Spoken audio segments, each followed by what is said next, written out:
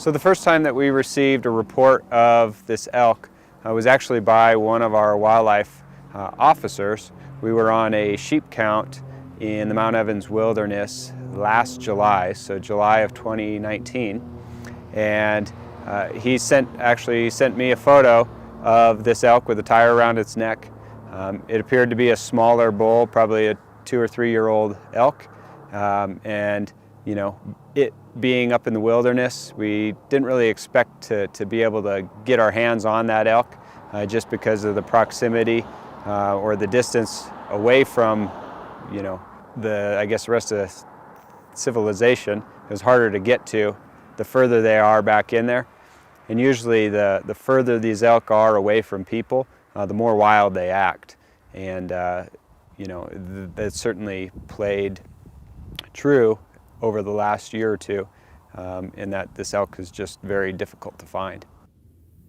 We've had about 6 sightings of this elk, 3 or 4 of which have been on trail cameras. So really we've only had about 2 that have been in person.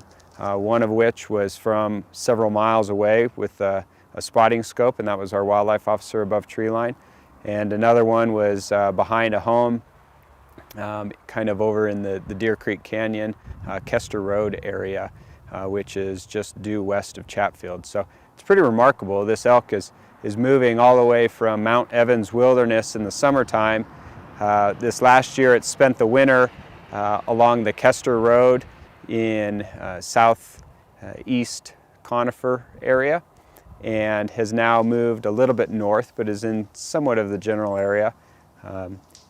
We kind of expect that this elk, once the rut starts, that this elk is probably going to move back towards the evergreen area because that's where most of the cow elk hang out.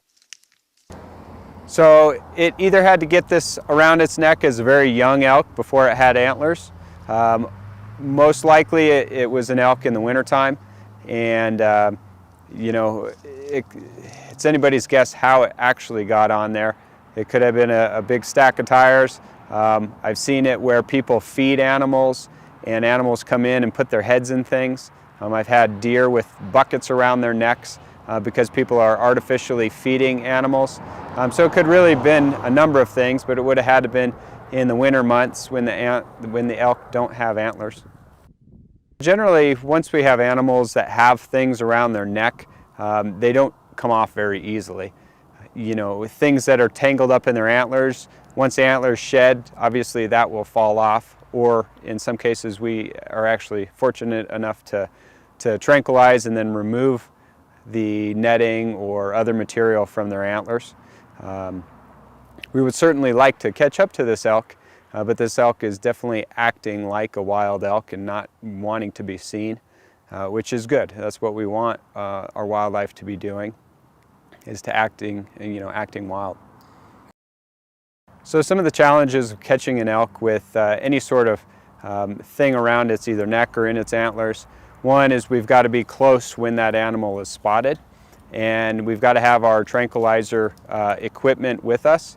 And so getting that all together, you know, most animals don't like to be seen, you know, really during the middle of the day. So oftentimes it's very early or very late at night. And so, you know, getting staff up there to help out with a situation like this can be a little bit more complex. If we do have an animal that is acting real wild, one, it's very difficult to get in within range of that animal and actually tranquilize it.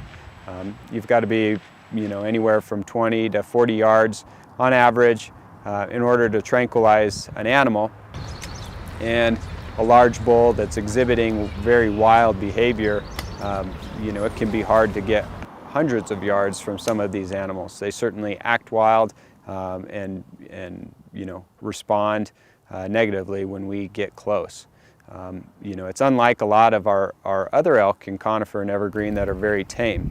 The bulls tend to be much less tolerant of human disturbance, except for during the rut. And so this fall may give us a good opportunity to try and get closer to this elk, especially now that this elk is getting a little bit bigger in size. It can start competing with some of the other elk. And if this elk does move up towards the evergreen area to rut, there's a good chance that it will be seen. During the rut, they lose a lot of their inhibitions, and so the likelihood of us being able to capture that animal increases as the rut goes on. With that said, one of the challenges right now is those antlers are still soft, they're very vascular, and so if we do tranquilize that animal and damage the antlers in some way, it can lose a lot of blood from the damage, and two, being able to physically cut that tire off is much more difficult than when those antlers have hardened up and basically that bone is now, no longer living material. You can cut the antlers off and just take that tire up and around the neck of that elk. During the rut, one of the challenges with animals that are entangled is that there's a potential that it's going to tangle up with another animal. And more commonly what we see is an animal with fencing, or say a hammock, or as part of a swing set, or netting in his antlers. If they tangle with another elk, and they certainly will during the rut, that those two animals may become entangled.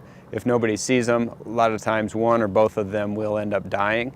And the risk is if another elk tangles with this elk, it may get that antler caught within that tire and the same thing happens. So we definitely want to track this elk down, and so if folks have any sort of sightings, the more recent the better, and we'll do our best to get on that elk, but we know where it's hanging out in general right now is very thick and steep terrain, not a lot of homes in this particular area, and so the likelihood of us capturing that elk right now is pretty slim until it moves to a little bit more favorable habitat. So the biggest thing people need to realize from a situation like this is that animals get into all kinds of different things, and they need to make sure that their properties are cleaned up. Over my career, I've seen everything from plastic pieces around the hooves of deer and elk, to swing sets and basketball hoops and tomato cages and hammocks, tires, trash can lids, you name it. I've seen it around these animals' necks. And so, it's a good reminder, if you live where wildlife live, that you should go and walk around your property, clean things up, and try and just take down any sort of obstacle that may impede wildlife movement or entangle them.